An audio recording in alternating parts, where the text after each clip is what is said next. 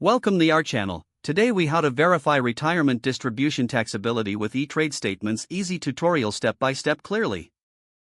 Open your E-Trade account and log in. Navigate to the Accounts section in the menu. Select Statements from the drop-down options. Choose the relevant statement period for your retirement distributions. Locate the distribution transaction in the statement. Identify the account from which the distribution was made. Review the amount listed for the distribution transaction. Check the type of retirement account associated with the distribution. Look for any tax codes or identifiers next to the distribution.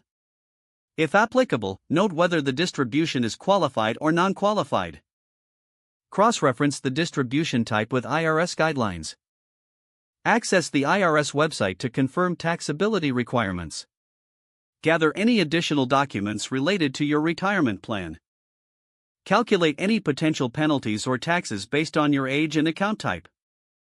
If uncertain, consider consulting a tax professional for clarification. Save or print the statement for your records. Ensure you report the distribution accurately in your tax filings. If the page does not load, refresh the browser or try again in a private or incognito window. Make sure you are using the correct email address, then retype it carefully to avoid small typos. If your password is not accepted, use the reset option and create a new strong password you can remember. Check your spam folder for verification or security emails, then complete any requested confirmation steps.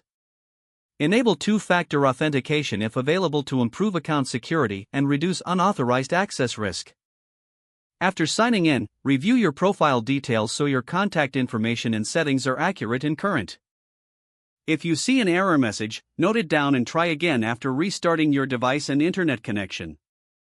Log out when you finish, especially on shared devices, to keep your account and payment information secure.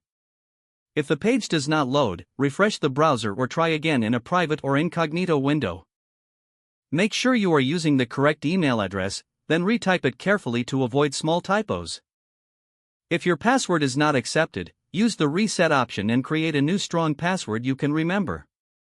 Don't forget to like this video and subscribe to our channel for more step-by-step tech guides.